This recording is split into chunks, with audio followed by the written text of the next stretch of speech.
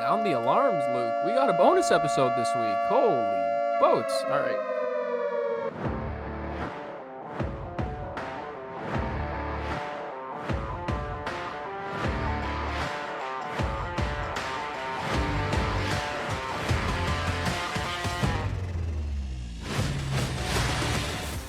Well, Belly, we got some bonus episode. We got some big news, man. We're back. We're back. I was texting with my boy, college teammate of mine, Andrew Sendejo, 12-year NFL vet. Also kind of like the Dos Equis man of the NFL. We'll get into that in a sec. And he said he's got 15, 20 minutes to carve out for the boys. So he's jumping on here. He's got kind of a cool product. But I know we've talked about Sendejo before, but like, for you, as a guy who doesn't know him personally, like when you hear Andrew Sendejo, is there anything that kind of comes to mind for like how he played, kind of? Because I just want to see if the perception of outside the NFL was what it was inside. Well, I mean, so I got limited exposure. I only got the 15 minutes there, but I was really interested in him talking about the recovery process after games. I found that like fascinating. Him talking like there were some nights after games he like wasn't sleeping, going in with lifts and whatever. So it's just. And I say it, you'll hear it in the chat. I apologize, but I find it interesting as a football fan. Like I never think about the recovery process or stuff like that even. So just to hear like yourself talk about it, to hear former players talk about it, it was pretty sweet. And then like he went through a lot of options at the end there where you asked him about party cities. I feel like that's a guy I feel like we're gonna have to get him back on when we got some more time and just dive into some stuff, because I feel like the two of you got some stories that we didn't have enough time to fully dive into today. But like you said, it was Super Bowl week. He was on the go. And I'll tell you, this was the tough part. This was the tough part about Sendejo and going out with him. He is an incredibly nice dude. He's very well spoken, and he's just a ton of fun to be around. But he's one of the few people, here's the but, where I don't really think he gets hangovers. So like we kind of talked about the off season, right? In recovery. And my whole thing was like, even in the off season, people think, oh, you can go party. And yeah, you can if you want to. But as you get older in the league, it's like, okay, if I go out and really put my foot on the gas tonight and stay up till 3, 4 in the morning and consume a lot of alcohol, it's like my Sunday shot. My Monday, I'm going to be trash. And you'd get into these training programs where it was like you're pushing the envelope like you got 4 weeks of like, yo, we're going to really attack this training. And it was intense as fuck, dude. So now all of a sudden it's like you, in that 4 weeks, you go and have a huge night. You just ruined it. That's kind of how I thought. But there's the odd guy, and Sendejo was one of them, dude, where he could go and he mentioned in the chat about, it's not exactly this, but didn't surprise me, where it's like he could operate at such a high level, like go out, have a good time, do whatever he needs to do, barely sleep, wake up in the morning and be the fastest, the most explosive, lift all the weights, and just absolutely rip up the workout. And the guy was a dominant. I mean, he was a dominant player and obviously a dominant training guy. So it was like, damn, dude, I love going out with Sendejo, but I know that tomorrow morning he's going to be able to rip and I'm going to be in a fucking blender. That's kind of the vibe I got. And it shows with his path. It's a very interesting path. It wasn't a straight line from college to the NFL for him at all. We dive into all that stuff. It's a lot of fun. The 15 minutes we had. Like I said, we're definitely gonna have to get him back, do a full episode. But it's Super Bowl week, and Luke texted us yesterday. He was like, "Yo, I could get Andrew Sendejo for 20 minutes tomorrow. What do you think?" And I was like, "Yes." Like, tell him anytime, any place. Like we got time for him. So enjoy this bonus episode. Andrew Sendejo. How many years you say? 12? 12 years. Former 12-year NFL vet. Enjoy. Well, here he is, the man, the myth, the legend, the greatest football player to ever come out of Rice University. Andrew motherfucking Sendejo, bro. How we doing? I'm good, man. How are you? Good. We're going to get – I know you're doing some fun stuff with the BrainTree. We're going to get into that in a sec. But I just wanted to start off with, we obviously have similar paths going to Rice. When was the moment at Rice when you're like, bro, I'm gonna make it out of this joint and go to the league? Never, actually. I don't think I remotely even thought about going to the league when I was at Rice. I was just like, man, I just hope I can get a good job after I graduate from here. It was like the whole point of going to Rice, right? It was like I was gonna go there and get an engineering degree, and like I was like, man, if I get an engineering degree there, I'll be fucking rich, bro. Like I'm gonna get a great job, you know? And that didn't happen. But I actually had a couple of interviews like out of college, like my senior year with like some big companies, some like really boring ass shit. And when I didn't get invited to like my second round of interviews, I was like, all right, I guess I gotta go to the league. That's epic. Now we got a lot of Canadian listeners and a lot of Vikings fans because, as you know, bro, Vikings the fan favorite up in Canada, especially in the middle of the country. We had your guy Brett Jones on yesterday. Oh yeah, I remember that guy. He's great. Yes, legend, Canadian legend. But can you talk about like your route real quick? And then we're gonna get into more fun shit. But can you talk about your route post college? Because I mean, you've had out of anyone that I know coming out of Rice, your career is the best, man. I mean, you fucking balled out. You played long as shit. You were starting. It was epic. I mean, you were laying motherfuckers out. But like you didn't go immediately to the NFL. No. So like talk about how that was. Yeah, so I got invited to 2 different rookie mini camp tryouts, which if you don't know what that is, basically like a 3-day just hellhole of they're just yelling at you and motherfucking you. Didn't get signed out of those, so I went and played in the UFL, which isn't even around anymore. So it was like a developmental league. Got to play for Dennis Green, rest in peace. Dante Culpepper was my quarterback. It was basically a place for guys to go who had just gotten cut from teams or like myself needed a place to play and wanted to play American football versus going to the Canadian League. And then I got picked up out of there, went to Dallas, bounced around, went to the Jets, landed in Minnesota in the middle of my second year. And then found a home there as a special teams guy early on. Eventually transitioned into a starter, and so kind of had 2 careers almost. A special teams career and then into a starter, and then got to go to Cleveland and ended in Indianapolis. I mean, that was pretty humble. You pretty much balled out for over a decade. I got 12 years in. Very thankful, very lucky. Obviously, a lot of things have to align for that to happen. You got to stay healthy. You got to, stay healthy, get coaches in the right spots at the right time in free agency, not getting hurt in the contract year. Like, there's a bunch of shit that goes into playing that long, So I wouldn't say it's like all just me. So there's a lot of factors that go into it. Now that you've been out of the game for almost a year, really, do you miss anything about it? Have you enjoyed retirement? Again, we're going to get into the BrainTree stuff here in a sec. Dude, is there shit that you're like, I'm glad I don't have to do that anymore? My life is definitely a lot less stressful. Like on Sundays, I wake up and I'm just, either hungover or I just sit on the couch and like just watch the games versus when you're playing, you wake up on Sunday, you're like, I have to go tackle some big motherfuckers today. Like, I hope I don't get embarrassed on TV and embarrass my whole family and myself. But I say one thing I miss a lot. This is gonna sound crazy. Is I miss like the free food, like just going in the morning and there's just like a fucking buffet of breakfast, dude. You just go in, you don't have to cook shit, you don't gotta clean shit. You go in, you get a fucking cup of coffee, you get some food, whatever, take your morning shit and like go get in the hot tub and just like this is a way to start your day. It was just that was one thing I definitely miss. Cause like now I hate having to get groceries and having to cook them and then having to clean. Like it's just annoying. Bro, I'm with you on that. Like, other than that, I mean, like, I still stay in touch with guys and I still have a good kind of group of friends back home in Austin it kind of gives me like a locker room vibe, We're all still silly and have a good time and, travel and do shit together. So I still kind of get that part. But yeah, I would say that's like one thing I think about often.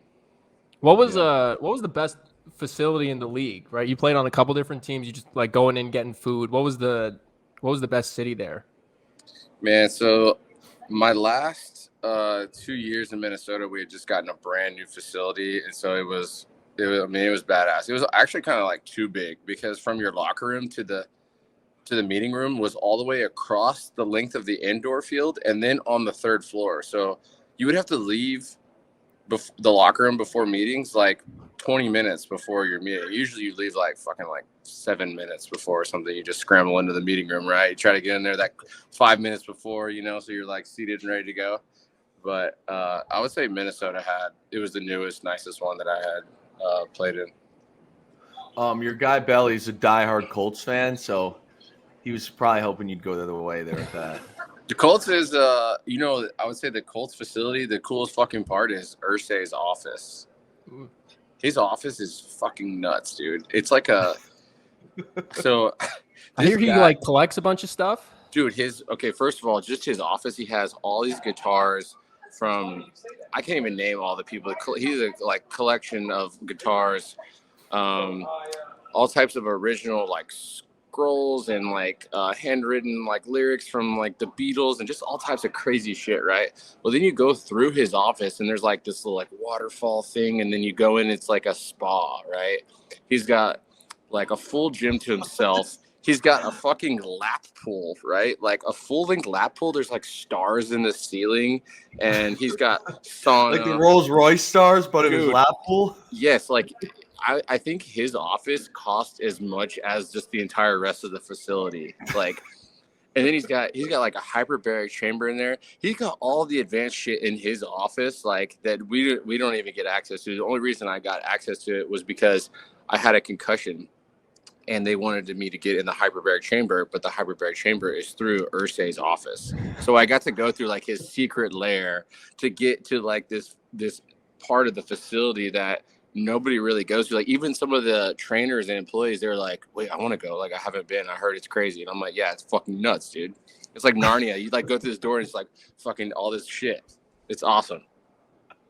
And it's just him that gets access to it, or just like it probably some of the hurt guys, guess. Probably some of the ownership, but like, yeah, there's only like 2 trainers out of the whole staff that had even been back there. And he's like not really ever there, but it was nuts. Like I was like, shit, I think I should get another concussion so I can just like keep hanging out in this fucking secret lair back here, this like hospitality suite. Okay, and I know Belly's got a few questions, but I want to get this in there, and then I'm going to ask you some non-football shit. But so you're talking about concussions, probably a nice segue. Tell us what you're kind of doing, Braintree post-playing right now. I know you got some shit. With a couple of the Rice guys, right? A couple of Rice boys are involved. Two other Rice guys. We started BrainTree Nutrition, basically a line of products to help preserve and enhance and protect the brain. As we know in the NFL, a lot of times there's not good protocols for recovery from concussions. A lot of times they just say, like, go sit in a dark room and no screens, no music, and then you start to kind of get your way back after you start to like feel better, right? But there's a lot of other things that you can take, and so that's why we made our first product. Think is for memory and focus and for anti-inflammation of the brain. And then that product, we also made it because a lot of guys that are diagnosed with ADD or ADHD, like myself, because I didn't have a long enough history of that, the NFL said, well, we can't prescribe you this medication because like even the doctor on the team said, look, if you were a guy off the street, I would give you this prescription, but through the league, like it just looks bad. And so I can't do it. Right. So we wanted to make something to help guys with memory, focus, and like I said, inflammation of the brain from just getting hit in the head all the time. And then we have 3 other products that go along with it, and they all kind of work together. So we also have a probiotic stress and anxiety relief product, which is like awesome for me. Like after a game, take that, just chill out. The product's literally called Chill. And then our sleep aid, because sleep is kind of the foundation of overall health, brain health, mental health. And like I said, they all work together to have your brain functioning just at the highest level that it can. So it's been a fun little project that we've been working on. Scott's parents, his mom is a neurologist. His whole family is doctors. So bone saw, the bone saw, in consultation with them and all the studies that they have access to formulate it correctly at the right dosages. We've been working on that. We donate a portion of our proceeds to Alzheimer's research. It's just been something we wanted to make to help for us to take, for our teammates to take, that's like safe, no banned substances, and like really anybody can take. So you can go find us at BrainTreeNutrition.com. You can find us on socials to search for BrainTree Nutrition. And then a lot of people, honestly, they just go to Amazon because it's on Amazon Prime. So you can just add it to all the other shit that you're buying and just search for BrainTree Nutrition and check us out. I'm on it. I'm about to order some on Amazon right now. I like that. All right. Sendejo. I think we even have a I think right now we have a little sale going on, a little 25% off. Shit. Yeah, No just go to the website, bro. There's a little code at the top, okay, but you got to go check it out. All right. I'm on it. Belly, I know you're pressed for time. We appreciate you coming on. I know Bell's got a couple, and then I got a couple Party City questions. So maybe we'll end with that. All right. Bells, what do you got for him, man? Yeah, I'll ask a couple of questions and we can get to the fun shit. You just mentioned there the stress and like anxiety levels after a game. That's something that's never even crossed my mind as a football fan. What did your Sundays look like post game? If it was a 1 o'clock game, like, what did the rest of your day look like? I mean, honestly, sometimes like after a game, you're kind of like coming down off of, well, like 100 gajillion milligrams of caffeine from the pre-workout you would take, right? Just to like get jacked up for the game. And then you're coming down off of the emotional roller coaster of just all this crazy shit that just happened in the game. And then you're just physically exhausted. And, sometimes like right after the game, I would feel terrible sometimes. I would literally immediately go home and like crack open a beer or like take a shot or something just to like take the edge off, right? So then as I got older, I was like, okay, this is obviously not the best way to recover after a game. Like, there's got to be other things. So that's when we started, when we formed BrainTree is because we were taking all these ingredients separately. And so we were like, dude, fuck it. We need to put these together. So like I said, in consultation with the neurologist, I'm like, how to mix these at the right formulas, the right ratios, is how we came up with these. And so, yeah, like after game, take like the stress and anxiety relief one, the chill product. And then at night we'd take the Restore product, which is our sleep aid, so that you could at least get to sleep. Because sometimes you're kind of like still just wired from the game. You're still going through all the plays in your head of like what you could have done differently or whatever. And like, honestly, you have to start your recovery for next week's game, like right at that moment, Yeah. It's funny you say that, Dale, because I remember a lot of guys when we were on the road, we'd get back in Seattle like super late, and it would be right into the cold tub at like 1 a.m. And I was the same way after games. Like I would be up at 2 a.m. and like physically I'm exhausted. I'm like, dude, I can't go to bed right now. I would literally sometimes not sleep. I would not, especially a night game, no chance I'm sleeping. But even a noon game, there's times where I would literally not be able to sleep all night. And then I would go in the morning, like when the coaches got there at like 6 a.m. and just like knock out my Monday lift. So I would literally like play a game, stay up all night, and then go lift in the morning. And then have to stay till like our noon meetings. And at that point, I was just like fucking dead. I'm like, all right, I'm ready to go home. Yeah, but you got to bounce, don't you?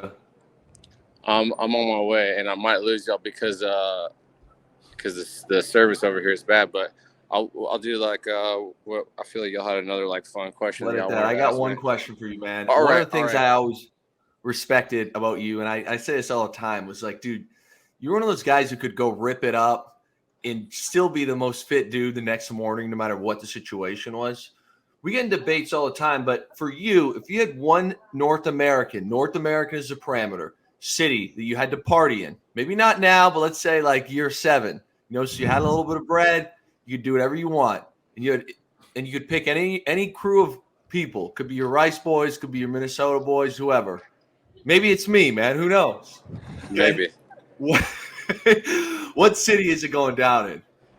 Man, I would say some of the most fun cities that I've been in. Austin, obviously, that's why I moved there. And I think I moved there like literally like in year 6 or 7, like at the like single, young, middle of career, like you said, like had enough money to like do some stuff, but like not too much money to where like it was just an obscene, like every weekend was just obscene. And then honestly, it's funny that like Scottsdale is like another really fun town that I visited a couple of times, and always a good time out here. But Yeah, man, Texas is a great spot. Obviously, like to me, like a Miami or something, that's like too much. It's like a little too, or like a LA, that's like too big. Too much Yeah. shit going on there. So you got to find the right medium of having like just enough people to where you can do shit like almost every night of the week, but not too overwhelming to where, it's just like everything is just like a huge ordeal. Yeah, huge scene. All Right. right, Dale. I know you're on radio right now. We appreciate you jumping on. Yeah. And hopefully I see you before you get out of town. What are you doing tonight? Text me later. Let's go. I don't know. Let's rip it. I think I'm going to dinner or something. So just text me later. Okay, sounds good, bro. All right, see you boys. Thanks, Andrew. Peace. All right, bye. See you. Well, it was a fun chat. That was fun. I love seeing Dejo, man. It kind of brings back some old memories. So I mean, he's the man, dude. Yeah, and shout out to him. It seemed like he was at Radio Row there, so he was on the go. He had the iPhone, the headphones, all that stuff. Shout out to him for giving us literally any time out in Arizona. I'm sure he's got a bunch of different things he could be doing.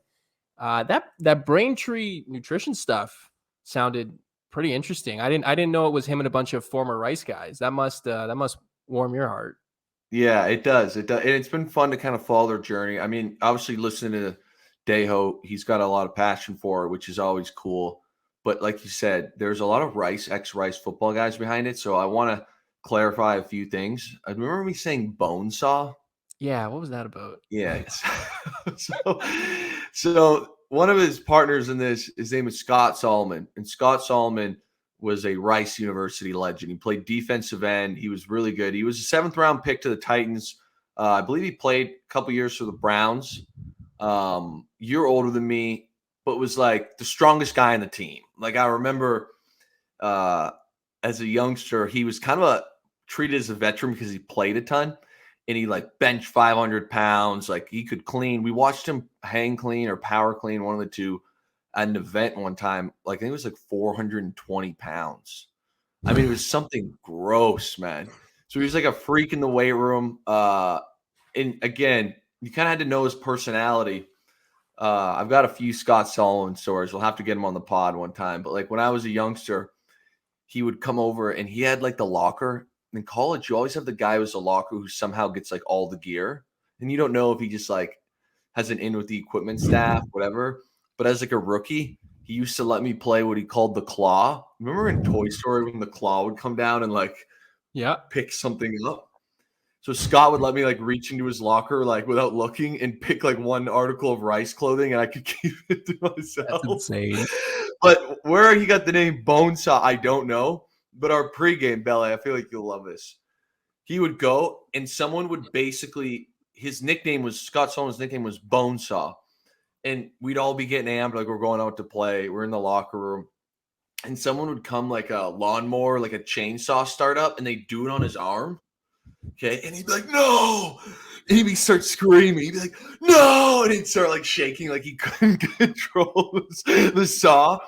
And he'd like lift it up, and we'd all be like, no! And then he'd slam it on his other arm and pretend like he was sawing off his arm.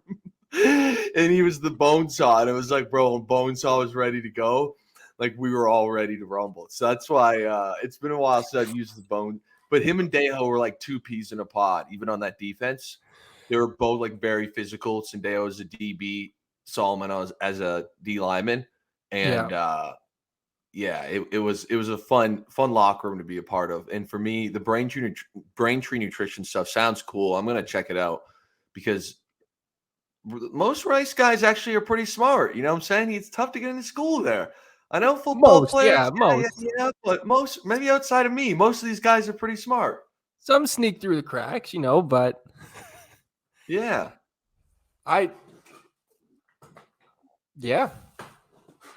There's another point, Alec. I'm glad though, Luke, that Dejo got to be put on. I mean, I don't know what you remember watching him. I mean, we talk about his story, obviously, you guys just heard about it. But he's another one that it's like, I look at it and he comes out of Rice, small school, is in the UFL or whatever the hell it was called. I think he was like the defensive MVP of the one season it existed, or 2 seasons. like the first year it opened, he was like the league MVP for defense. And then it was like, okay, he's grinding a little bit. He was in Dallas, New York, and then it's like, boom, he's on the Vikings. And I remember, again, probably year 4, year 5 for me, or 6 or 7 for him. Going in, we were playing the Vikings. They're really good. Their defense was good. They had your guy our guy Linval Joseph on that defense. A few, there was a young Danielle Hunter. Like, who was the dude? The USC cat. It was a little older, pass rusher. God, Everson Griffin. It was like we're going over it, and like one of the first guys Darrell Bevel talked about was like, "Hey, we got to highlight this dude, Andrew Sendejo. He's like, he's gonna play Everson Griffin. There it is, Bruce Alec, yeah, or Everson. There it is. I thought it was Everson. Everson Griffin. They had the guy at Everson Griffin. But anyways, back to Darrell Bevel, and he was like, we got to highlight this Andrew Sendejo guy, and he like warned tight ends, wide receivers, like, let me tell you something. When you catch the ball, you need to be aware like where this dude is, because he's coming downhill. He's coming to try and take your soul. Like, this dude puts it on the line every single tackle. He's flying around out there and making big hits. And I was like hooting and hollering, like, Rice, you, like all this shit. But I remember thinking to myself in this meeting, like, dude, how dope is that you go from like undrafted to one of the first guys highlighted on a very, very good defense. Yeah. You know, him and Harrison Smith were like the two safety combos that were epic. And what was fun for them, just to get into little X's and O chats, was a lot of times in this league, like for us, we had Cam Chancellor as the strong safety, and you had Earl Thomas as the free. Yeah. Well, what they would do, not all the time, but a decent amount, was they felt like both guys were talented enough to play both. So they would line up in a 2-shell, and then they'd rotate, you know, which added another dimension, because it was like you didn't really know where they were going to have their strong safety insert in the box. Yeah. So that was kind of it was fun, man. It was fun to like see him and everything he did, and he just played the game the right way. It was fun. Yeah, 85 career starts, 9 interceptions. He had a pick off Drew Brees in that Saints Vikings like wild playoff game where Diggs won it. I checked the box score. He had a pick in that game, so he was everywhere, man. He was like everywhere. If you watched those Vikings teams during those 8-9 years, he was a starter there. He was a mainstay. He was a staple. And to see him doing some stuff post-career to try to give back to the community and just help with, you know, like the brain stuff. You mentioned some like anxiety and stuff like that. So it's pretty cool to just see him like trying to roll it back and give it back to the community. I even noticed in 2017, he made a donation back to Rice to focus with some help towards like nutrition and stuff like that. So it's cool just to see him giving back to all the communities that have helped him along the way. And this has been a good little bonus episode. I didn't know we were doing this today, but shit, it's nice to see you on a Wednesday. You got anything else to add, or you want to wrap this up? No, we're just going to keep cooking. Got a lot more football content coming soon. It's been fun so far. Yeah, it should be an absolutely great week. Shout out to producer Alec on the ones and twos as always. And if you have found this podcast, but you haven't found us on social media yet, easy for me to say, do us a favor, go find us on Twitter, Instagram, TikTok, YouTube. Producer Alec and I are on the road to 1 million. We're looking to touch 1 million impressions. So go find us on it's alltime_LW on all your social media platforms. Go like, comment, repost, do all that stuff. It's much appreciated. I know for me, Luke, producer Alec, manager Mark, all the people behind the scenes, Luke. Because we got a team of people working behind the scenes here. And I'm going to stop talking. This has been a lot of fun. Shout out to Andrew again for joining us. We'll see you later in the week. Peace. See you later in the week.